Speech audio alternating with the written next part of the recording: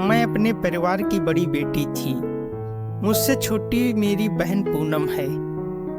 मेरे पिता एक सेठ के यहाँ मुनीम हैं। उन्होंने सरकारी स्कूल, सरकारी अस्पताल और सरकारी राशन के भरोसे किसी तरह हम लोगों को पाल पोस कर बड़ा किया। मेरे पिता ने अपनी पूरी जमा पूंजी से किसी तरह मेरी शादी रेलवे में काम करने वाले अमित से करा दी थी। सरकारी नौकरी वाले दामाद के लालच में इस शादी पर 5 लाख रुपए खर्च हो गए थे। अब कोई बचत नहीं थी, क्योंकि परिवार में दामाद के आने से दिखावे पर खर्च बढ़ गया था। पिताजी मेरी छोटी बहन आशा को बीएड कराने के बाद नौकरी मिलने का इंतजार कर रहे थे। उन्हें पूरी उम्मीद थी कि आशा की सरकारी नौकरी लग जाएगी और उन्हें उसकी शादी पर एक पाई भी नहीं खर्च करना होगा। फिलहाल तो उनकी माली हालत डावाडोल थी। आशा की पढ़ाई और मोबाइल का खर्च भी मेरे और अमित से मिलने वाले उपहार पर निर्भर था। अमित मेरा पूरा ख्याल रखता था। हमारी तरफ से उन्हें कोई चिंता नहीं थी। आशा की शादी में अमित पैसा लगा देंगे, एक उम्मीद उन्हें इस बात की भी थी। असली मुसीबत, या कहना चाहिए कि मुसीबतों का पहाड़ तब टूटा जब शादी के 3 साल तक मैं मां नहीं बन सकी और इस मुसीबत ने पूरे परिवार को झकझोर दिया। गनीमत यह थी कि मैं अपने पति के साथ शहर में रेलवे क्वार्टर में रहती थी। सास के ताने मोबाइल फोन पर मुझे बराबर सुनने पड़ते थे। मेरे पिता का मुझसे भी बुरा हाल था। मेरी सास तलाक की धमकी देकर पिताजी का खून सुखा देती थी। मेरी सास के ताने शादी में मनचाहा दहेज न मिलने से शुरू होकर बच्चा न होने पर खत्म होते थे। मेरे पूरे मायके को अभागा मनहूस कहा जाने लगा था। मेरी छोटी बहन आशा को भी इस झगड़े में लपेट लिया गया।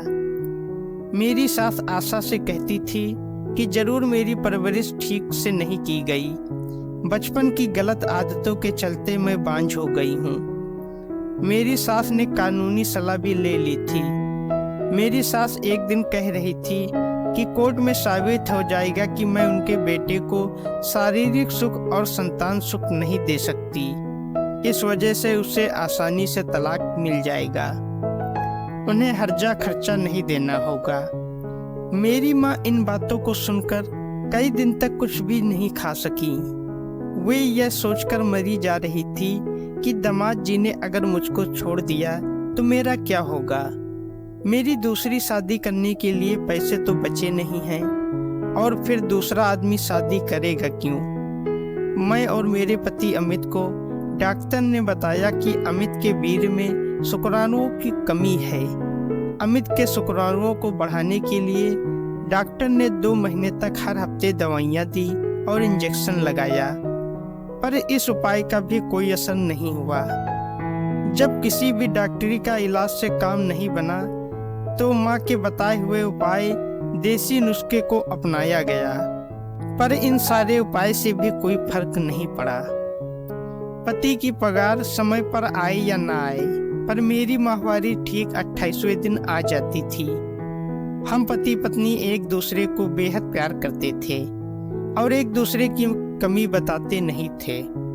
असलियत यह थी कि मेरे पति अमित की सेक्स में दिलचस्पी नहीं थी।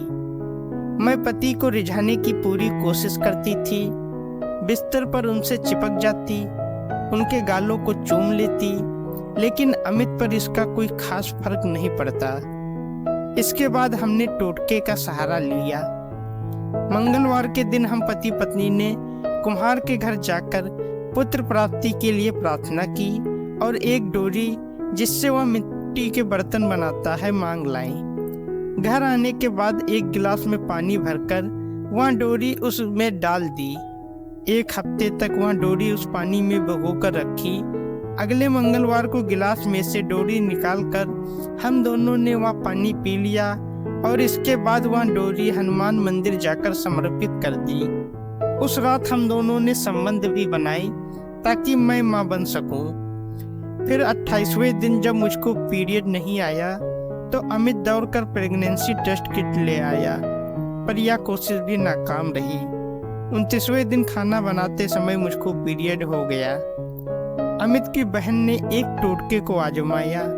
अपने बच्चे का पहला टूटा हुआ दूध का दांत एक काले कपड़े में बांधकर काले धागे की मदद से मेरी कमर पर बांध दिया। जब तक मैं पेट से न हो जाऊं, इस धागे को किसी भी कीमत पर न उतारने की कठोर हिदायत दी गई। दूध के दांत को कमर पर बांधे हुए भी 3 महीने का समय हो चुका था, लेकिन अभी भी मेरी कोख सूनी थी। धीरे धीरे अमित भी अब मुझको ही बच्चा न होने के लिए कसूरवार मानने लगा था। ससुराल पक्ष की मौसी, नानी, बुआ, ताई सभी मुझको ताने देने लगे थे। मेरे पास खुदकुशी करने के अलावा कोई रास्ता नहीं बचा था। मरने की सोचना आसान है पर मरना आसान नहीं। कहते हैं कि मुसीबतें इंसान को बहुत ही शातिर और धोखेबाज बना देती हैं। इसी बीच मेरा देवर प्रदीप 3 साल पटना में कोचिंग के बाद मेरे और अमित के साथ रहने आया था। शहर में उसके सरकारी नौकरियों के एग्जाम थे। मुझको प्रदीप के आने से बहुत राहत हो गई। अमित और मेरी सास को अब मुझ पर चिल्लाने का मौका नहीं मिलता था। मेरी प्रदीप से खूब बनती थी। ऐसा लगता था जैसे हम दोनों जन्म जन्मांतर के दोस्त थे। प्रदीप के हर काम का समय तय था। सुबह 5 बजे जागना, योगासन, 2 किलोमीटर की दौड़, फिर दोपहर में घंटों तक सोना और रात 12 बजे तक पढ़ाई। मैं असिस्टेंट की तरह खड़ी रहती और देवर की हर फरमाइश को मुंह से निकलने से पहले पूरा कर देती। अमित के घर आने के बाद उनकी मोटरसाइकिल से हम दोनों खरीदारी के बहाने निकल जाते थे। मुझको शादी के 3 साल बाद पता चल रहा था कि मैं किस गली और किस मोहल्ले में रह रही थी। शहर में कौन कौन सी घूमने की जगह थी। प्रेम को पनपने के लिए इतनी जगह बहुत है। दोपहर को प्रदीप के उठने का समय हो गया था। मैं उसके लिए चाय बना लाई, लेकिन उठाया नहीं, बल्कि उसके हाथ पैरों को सहलाने लगी। उसके बालों में उंगलियां फिराने लगी। प्रदीप ने एक झटके में मुझको खींचकर सीने से सटा लिया और मुझको अपनी बाहों में भर लिया। फिर हम एक दूसरे में खो गए। अगले दिन मैं और प्रदीप नजर नहीं मिला पा रहे थे, पर हमारे बर्ताव से साफ समझ आ रहा था कि हम दोनों बहुत खुश थे। एक दिन मैं रसोई घर में खाना बना रही थी, तभी प्रदीप ने रसोई घर में आकर मेरी कमर में पीछे से हाथ डाला और कूल्हों को सहलाया, तो मैंने गुस्से में उसकी पीठ पर हल्के से चिमटे से मार दिया। उसे लिमिट में रहने की हिदायत दी और जब प्रदीप बुरा मान गया तो तुरंत ही मैंने कान पकड़कर माफी मांग ली। मेरा खुराफाती दिमाग पूरी कुशलता से काम कर रहा था।